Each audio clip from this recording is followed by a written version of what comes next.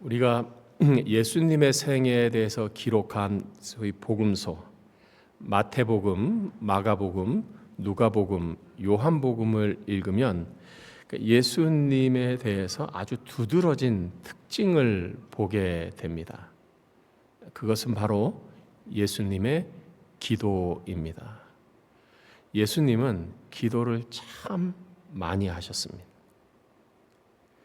우리가 아는 대표적인 기도는 예수님께서 세례 요한으로부터 세례를 받으시고 광야로 가셨는데 그 광야에서 40일 동안 금식하시면서 기도하셨다는 것입니다. 뿐만 아니라 예수님은 사람들이 자는 이른 새벽에 날이 어둑어둑해서 길도 잘 보이지 않는 그때에 혼자 일어나셔서 한적한 곳으로 가셔서 조용히 하나님께 기도하셨습니다. 예수님은 식사하기 전에도 하나님께 감사의 기도를 드리셨고 제자들을 선택하는 중요한 일이 있을 때에도 산에 올라가셔서 예수님은 밤새도록 기도하셨습니다. 그러니까 예수님은 우리로 하면 새벽 기도도 드리셨고 철야 기도도 드리셨습니다.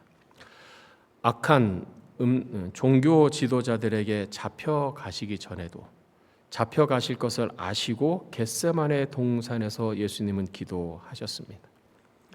예수님은 마지막 죽음의 순간에 십자가에 못 박혀서 고통스럽게 죽어가시는 그 순간에 너무 고통스러워서 고통 외에는 아무것도 생각나지 않은 바로 그 순간에 예수님은 하나님께 기도하셨습니다.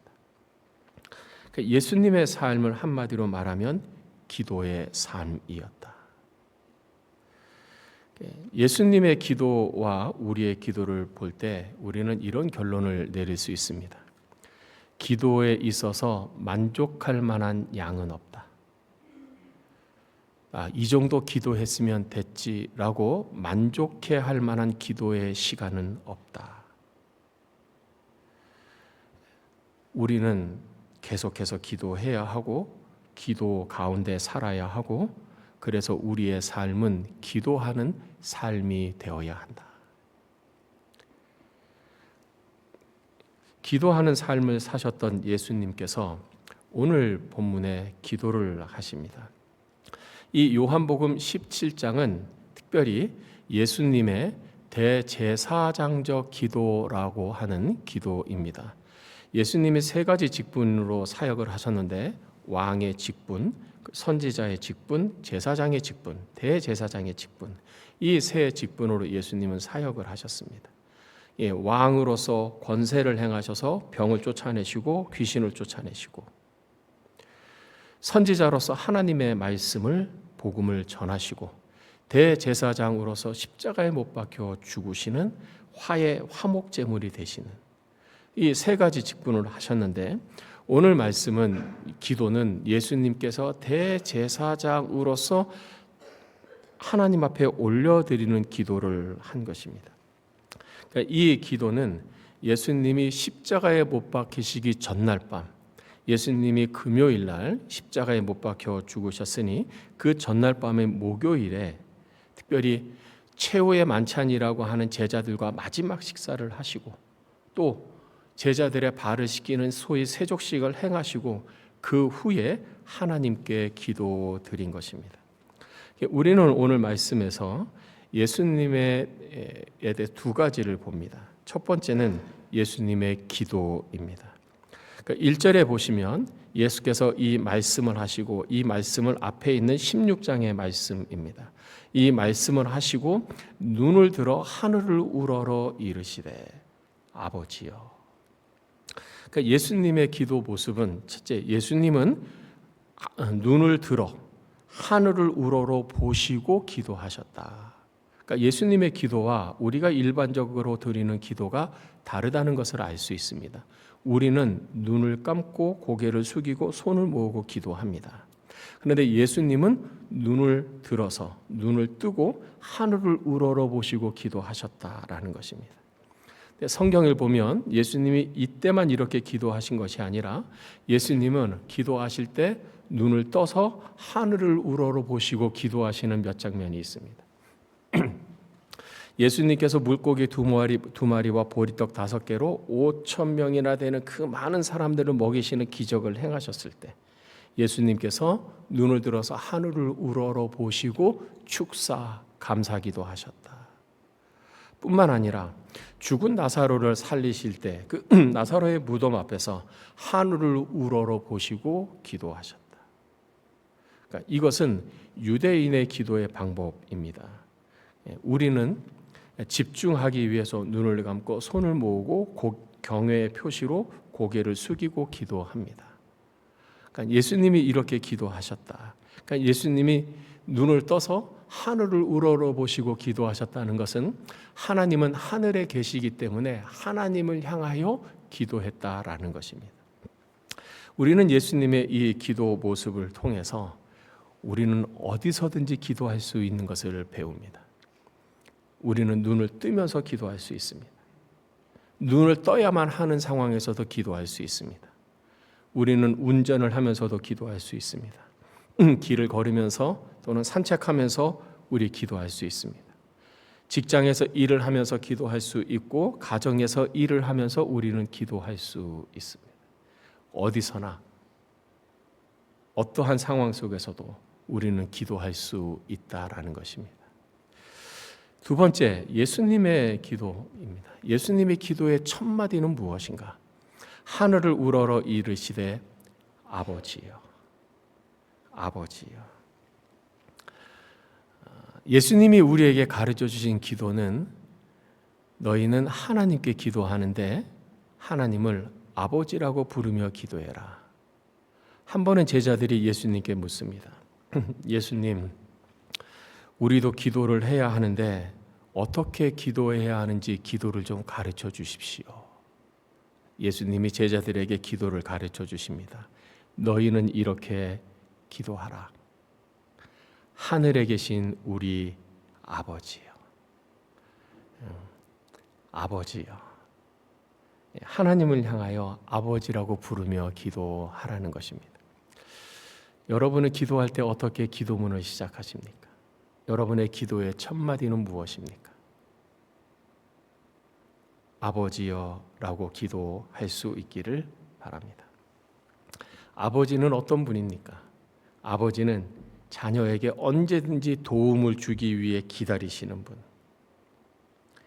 아버지는 자녀들과의 가장 친밀한 사랑의 관계이고 자녀가 부모를 사랑하는 것보다 더 자녀를 사랑하는 것이 아버지와 어머니이죠. 언제든지 나를 도우실 수 있는 분입니다. 예수님이 우리에게 말씀합니다. 아버지라 부르며 기도하라. 하늘에 계신 우리 아버지라고 부르며 기도하라. 그래서 예수님은 항상 아버지여라고 부르며 기도했어요. 예수님에게 있어서 기도에 한 가지 확신이 있었어요. 예수님은 기도하실 때마다 이 확신을 가지고 기도하셨습니다. 그 확신이 요한복음 11장 41절 42절에 나옵니다. 예수께서 눈을 들어 우러러 보시고 이르시되 아버지여 내 말을 들으신 것을 감사하나이다. 항상 내 말을 들으시는 줄을 내가 아나이다. 예수님은 기도할 때마다 기도하지 않을 때에도 흔들리지 않는 확신이 하나 있었는데 그것은 바로 내가 기도하면 내 아버지는 항상 내 기도를 들으신다. 여러분, 우리가 기도하다가 기도를 멈추게 되는 여러 이유가 있죠. 그 가장 큰 근본적인 이유는 하나님이 내 기도를 들으시는가 확신이 서지 않아서 그렇습니다. 느낌이 없는 것 같아요. 말씀은, 설교는 하나님이 내 기도를, 우리가 기도할 때마다 내 기도를 들으신다고 하는데 성경을 읽어도 그렇게 나오는데 내가 그것을 느끼지 못하는 거예요. 혼자 말하는 것 같아요. 그리고 확신이 없어요. 그래서 기도가 지속적이지 못하는 것입니다. 여러분, 내가 확신이 있던 없던, 내가 느끼던 느끼지 못하던, 하나님이 내 앞에 계셔서 내 기도를 듣는 건지 아닌지 내가 잘 모르던 내 판단과 내 기분과 감정과 상관없이 성경은 우리에게 가르쳐 주십니다. 항상 내 기도를 들으시는 것을 감사하나이다. 그것을 믿음이라고 합니다. 믿으십시오. 하나님이 여러분의 기도를 들으심을 믿으십시오. 여러분이 운전할 때, 여러분이 산책할 때, 일을 할 때 드리는 그 짤막짤막한 그 기도를 하나님이 들으심을 믿으십시오. 성경에는 하나님이 들으시고 응답하시는 수많은 기도 응답의 이야기가 있습니다. 구약의 대표적인 한 사람을 꼽자면 히스기야입니다. 히스기야가 갑자기 병이 들었습니다. 근데 그 병 때문에 건강 상태가 악화되었습니다. 이사야 선지자가 와서 말합니다. 왕이여, 병 때문에 곧 죽을 것입니다. 인생 보따리를 싸십시오. 죽음을 준비하십시오. 이사야 선지자가 그 말을 하고 급하게 왕궁을 빠져나갑니다. 히스기야 왕이 하나님 앞에 기도합니다. 벽을 향하여 면벽을 하고 기도합니다. 눈물을 흘리면서 통곡을 하면서 기도합니다. 왕궁을 빠져나가는 이사야 선지자에게 하나님이 말씀합니다. 이사야야, 히스기야 왕에게로 돌아가라. 돌아가서 그에게 이렇게 말하라. 내가 너의 눈물을 보았고 내 기도를 들었다고 그에게 말해라. 하나님이 히스기야의 통곡하는 기도를 들으셨고 눈물을 흘리는 눈물을 보셨어요. 그리고 15년의 생명을 연장시켜 주십니다. 하박국 선지자가 있습니다. 이 하박국 선지자는 하나님께 일종의 불만을 가지고 있었어요. 그 불만은 무엇인가 하면 하나님이 공의의 하나님이신데 왜 악이 이 세상에 득세하느냐. 마치 오늘날 세계 이곳저곳에서 보는 것과 같은 일이 하박국 시대에도 있었습니다. 하나님께 불만, 불평을 품으며 기도를 합니다. 하나님은 공의의 하나님이 아닙니까? 하나님은 세상을 다스리지 않으십니까? 하나님이 공의로 세상을 다스리고 계시다면 의인이 득세를 해야지 어떻게 악인이 득세할 수 있습니까? 악인이 하나님의 심판을 받아야 되는 것이지 어떻게 의인이 고난을 당하고 핍박을 당합니까? 하나님이 공의로 세상을 다스리신다면 어떻게 그런 일이 일어날 수 있습니까? 왜 악인이 더 득세합니까? 이해할 수 없는 하나님의 통치에 대해서 기도를 한 것입니다. 그리고 하박국 선지자가 말합니다. 내가 기도했어요. 하나님이 내 기도에 무엇이라 응답하실는지, 내 기도에 어떻게 말씀하실지 내가 기다리고 바라보며 성루에 서리라. 성루는 하박국 선지자가 기도하던 자리이죠. 그렇게 기도하면서 기다렸더니 마침내 하나님께서 하박국 선지자의 기도에 응답하십니다. 악인이 득세하면 얼마나 오래 득세하겠느냐? 내가 공의로 세상을 판단하는데 내가 어찌 세상을 모른 채 하겠느냐? 악인이 졸지에 망하게 될 것이며 내가 그들을 갑자기 심판하게 할 것이다. 내가 공의의 하나님인 것을 너로 목도하게 하리라. 하나님은 하박국 선지자의 그 기도를 들으셨어요. 그리고 응답하셨습니다. 여러분의 기도에 대해서 하나님이 정말 들으시는가? 정말 내 기도에 응답하실 것인가? 의심이 든다면 말씀으로 돌아가십시오. 말씀을 읽으십시오. 하나님의 기도 응답을 받은 사람들의 말씀을 들으십시오. 그리고 기도에 매진하십시오. 예수님께서 이 기도를 하시고 기도할 때마다 내 말을 들으시는 것을 내가 알았습니다. 이렇게 기도의 확신 가운데 우리에게 기도회로 초대를 하십니다. 누가복음 11장 말씀입니다. 구하라 그러면 너희에게 주실 것이요 찾으라 그러면 찾아낼 것이요 문을 두드리라 그러면 너희에게 열릴 것이니 구하는 이마다 받을 것이요 찾는 이는 찾아낼 것이요 두드리는 이에게는 열릴 것이니라. 너희 중에 아버지 된 자로서 누가 아들이 생선을 달라 하는데 생선 대신에 뱀을 주며 알을 달라 하는데 전갈을 주겠느냐? 너희가 악할지라도 좋은 것을 자식에게 줄 알거든. 하물며 너희 하늘 아버지께서 구하는 자에게 성령을 주시지 않겠느냐? 너희가 악한 자랄지라도, 너희가 악한 아버지일지라도 자식에게만큼은 좋은 것으로 주는 것이 너희 본성인데, 하물며 너희 하늘 아버지께서 구하는 너희에게 성령을 주시지 않겠느냐? 왜 예수님은 누가복음에서 성령을 주시지 않겠느냐라고 말씀하셨을까?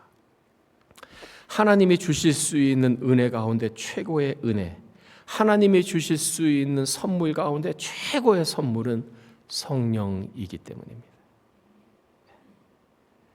가장 좋은 성령을 주시지 않겠느냐? 그러므로 구해라.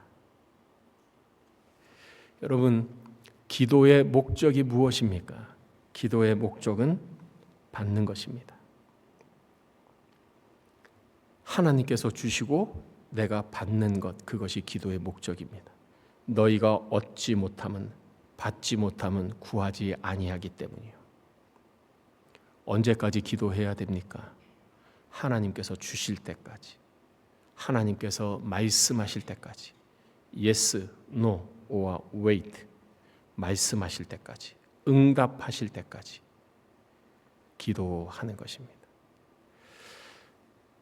예수님의 제자인 성도 여러분, 예수님을 본받아 기도드리기를 원합니다. 구하라, 그러면 너희에게 주실 것이요. 기도 응답으로 여러분의 삶이 더욱더 하나님의 은혜로 충만해지시기를 주님의 이름으로 축복합니다. 두 번째 예수님의 기도의 주제가 있습니다. 우리 2절 3절 말씀 우리 함께 읽겠습니다. 시작. 아버지께서 아들에게 주신 모든 사람에게 영생을 주게 하시려고 만민을 다스리는 권세를 아들에게 주셨음이로소이다. 영생은 곧 유일하신 참 하나님과 그가 보내신 자 예수 그리스도를 아는 것이니이다. 예수님의 기도의 주제는 영생입니다. 왜 영생일까? 영생은 하나님의 뜻이고 하나님께서 그 아들 예수 그리스도를 이 세상에 보내신 목적이기 때문입니다. 그렇다면 영생은 무엇입니까? 영생은 영어로는 eternal life, 영원한 생명입니다. 근데 이 영원한 생명이란 무엇인가?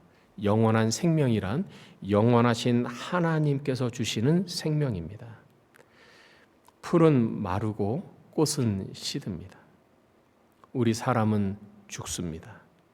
하나님 외에 이 세상에 영원한 것은 없습니다. 영원한 것은 오직 하나님입니다. 영원한 생명이란 영원한 하나님께서 주시는 하나님의 생명입니다. 영원한 생명을 얻는 사람은 영원하신 하나님의 자녀가 되며 영원한 하나님의 나라인 천국 백성이 되는 것입니다. 영생을 주신다는 말은 하나님의 자녀가 되게 하신다는 것이고 하나님의 나라인 천국에 들어가게 하겠다라는 약속입니다. 영생은 하나님이 주시는 것입니다. 아버지께서 아들에게 주신 모든 사람에게 영생을 주게 하시려고.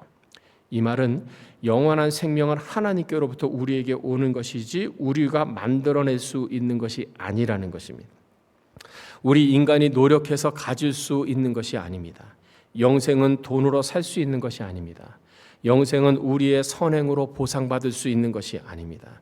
영생은 하나님께서 우리에게 주시는 것입니다. 은혜로 주시는 것입니다. 이 은혜가 무엇인가? 에베소서 2장 8절의 은혜를 이렇게 말씀했습니다. 너희는 그 은혜에 의하여 믿음으로 말미암아 구원을 받았으니 이것은 너희에게서 난 것이 아니요 하나님의 선물이라.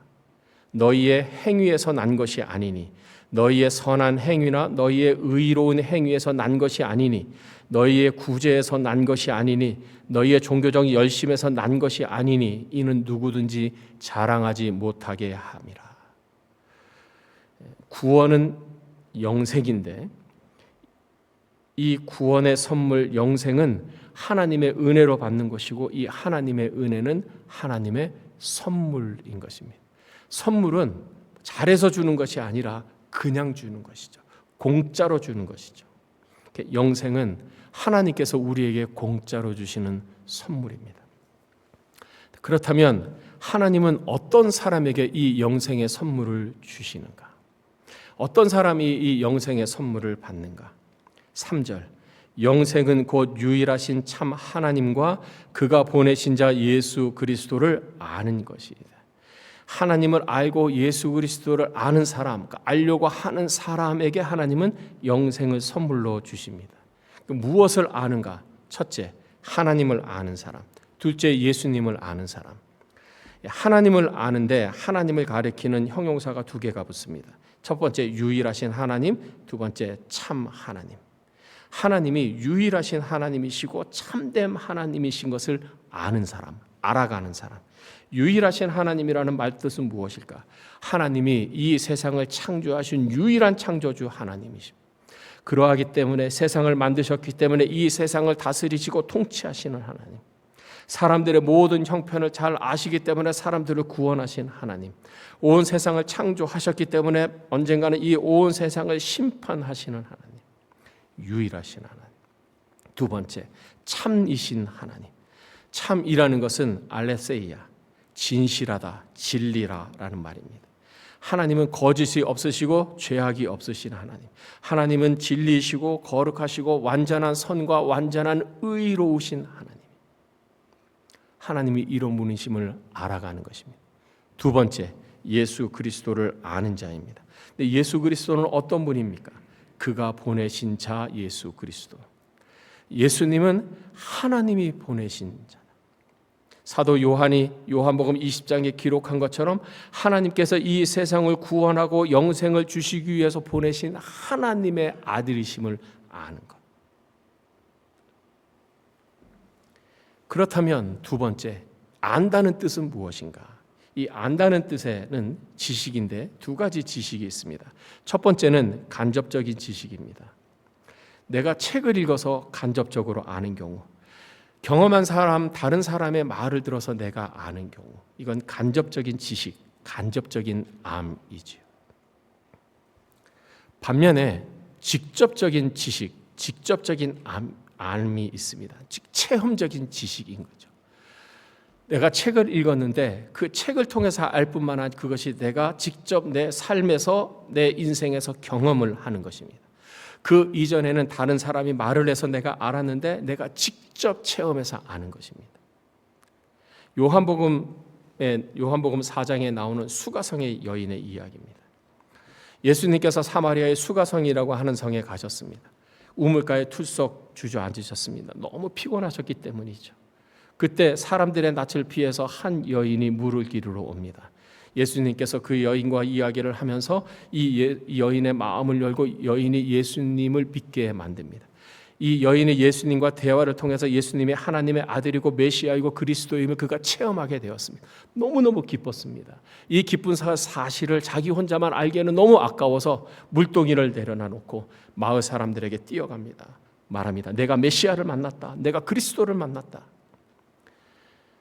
마을 사람들이 이 여인의 말을 듣고 예수님에게 옵니다. 그리고 예수님의 말씀을 듣습니다. 그리고 마을 사람들이 이렇게 이야기합니다. 내가 전에는 당신의 말을 듣고 알았는데 이제는 내가 직접 예수님으로 말을 듣고 이분이 세상의 구주이신 것을 내가 믿습니다. 간접적 체험이, 간접적 지식이 직접적 체험으로 바뀌는 것이죠. 성경이 우리에게 가르치는 이 알다, 지식은 간접적 지식에서 시작을 해서 직접적인 지식, 즉 경험적 지식으로 나아가는 것입니다. 우리가 하나님을 성경을 통해서 알고 목사의 설교를 통해서 알고 성경 공부를 통해서 알지만 거기서 멈춰서는 안 됩니다. 간접적 하나님에 대한 지식, 예수 그리스도에 대한 지식이 주관적 체험적 지식으로 바뀌어야 합니다. 그러려면 어떻게 해야 할까요? 공부해야 합니다. 성경을 읽는 것, 성경을 듣는 것도 귀한 일입니다. 그러나 그것보다 더 우리가 힘써야 하는 것은 성경을 공부해야 합니다. 마치 우리가 중학교, 고등학교 때 시험 공부하기 위해서 그것을 외우고 암송하고 그것을 쓰고 밑줄을 긋고 하이라이트를 쳐서 그 의미를 파악하고 이해하고 그래서 내 것을 만드는 것처럼 그렇게 시험을 공부하는 마음으로 성경을 읽어야 합니다. 성경을 자기화시켜야 합니다. 성경을 공부하고 배우면 읽고 암송하고 묵상을 하고 그것을 내 말로 소위 말하는 파라프레이즈 다시 쓰면 그렇게 해서 신앙이 자기화가 되면 일어나는 일이 있습니다. 신앙이 자기화가 되면 하나님께는 약간 불경한 말씀일 수 있지만 하나님을 소유격으로 사용할 수 있습니다. 하나님을 소유격으로 사용한 사람이 있습니다. 구약의 다윗입니다. 다윗은 시편 18편에서 이렇게 말합니다. 나의 힘이신 여호와여 내가 주를 사랑하나이다. 여호와는 나의 반석이시고 나의 요새이시고 나를 건지시는 이시고 나의 하나님이시다. 하나님을 소유했다는 뜻이 아니라 하나님과 내가 어떤 친밀한 끈끈한 체험적인 경험적인 관계에서 하나님을 안다는 것이지. 자기화가 이루어질 때야만 이 신앙이 참된 신앙이 되는 것이고 이 신앙이 힘이 있는 거예요. 왜 하나님을 경험할 수 있습니까? 간단하지요. 하나님은 우리와 같은 인격체이시기 때문이죠. 하나님은 지정의가 있으시기 때문에 하나님은 우리에게 계속해서 무엇인가를 주고 싶어 하시기 때문에 하나님은 우리와 교제하고 싶어 하시기 때문에 우리가 하나님을 알고 하나님을 배우고 공부하면 하나님은 우리에게 오시고 하나님을 우리에게 보여주시고 느끼게 하시고 경험하게 해 주십니다. 그래서 신앙에 자기화가 있어야 합니다. 하나님을 알고 예수 그리스도를 알고 그것을 내가 체험적으로 알고 주관화시키기 위해서 자기화 만들기 위한 훈련이 우리에게 필요한 것입니다. 자기화가 일어나면 힘이 생기죠. 우리 그리스도인들도 어려움을 당하고 있습니다. 힘든 일이 있습니다. 다른 사람 똑같이 암에 걸리고 불치병에 걸리기도 합니다. 경제적으로 아주 극심한 어려움과 공공한 상태에 빠지기도 합니다. 그것을 이겨낼 힘이 있어야 돼요. 믿음의 힘, 신앙의 힘이 있어야 돼요. 그 힘은 어디로부터 옵니까? 하나님을 아는 지식. 어떤 지식? 체험적 지식. 제가 여러분께 한 질문 드릴 테니 생각해 보십시오. 여러분은 하나님을 아십니까? 여러분은 하나님을 인격적으로 만나셨습니까? 누군가 여러분에게 당신 하나님 믿고 예수님 믿죠? 당신이 믿는 그 하나님과 예수님이 어떤 분인지 내게 좀 얘기 좀 해주세요. 설명 좀 해주세요. 라고 묻는다면 여러분은 어떻게 대답하겠습니까? 성경을 읽어보면 하나님, 예수님은 우리에게 뭔가를 계속 주고 싶어 하세요. 구원도 주시고 영생도 주시고 사랑도 주시고 도움도 주시고 우리가 알려고 하는 배우려고 하는 공부하려고 하는 마음을 먹고 우리가 실행을 하면 우리에게 영생을 주십니다. 하나님을 자기화한 소유격으로 표현한 인물의 구약에서는 다윗이라면 신약에서는 사도 바울입니다. 사도 바울은 빌립보서 4장 19절에서 이렇게 말합니다. 나의 하나님이 나의 하나님이 그리스도 예수 안에서 영광 가운데 그 풍성한 대로 너희 모든 쓸 것을 채우시리라. 바울이 이렇게 확신 있게 말할 수 있는 근거가 무엇입니까? 나의 하나님이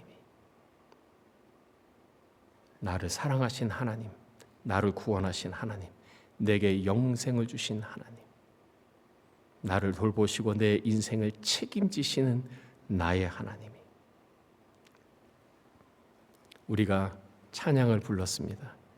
하나님을 알고 예수를 아는 것이 가장 귀합니다. 사랑하는 형제자매 여러분, 하나님의 자녀인 여러분, 예수의 제자이신 여러분, 간접적 지식에서 더 나아가서 경험적으로 체험하는 주관적 하나님에 대한 지식을 갖는, 그리하여 하나님을 자기화할 수 있는, 그리하여 믿음, 담대하고 견고한 믿음을 갖고 날마다 승리하는 모두가 되시기를 주님의 이름으로 축복합니다. 기도하겠습니다.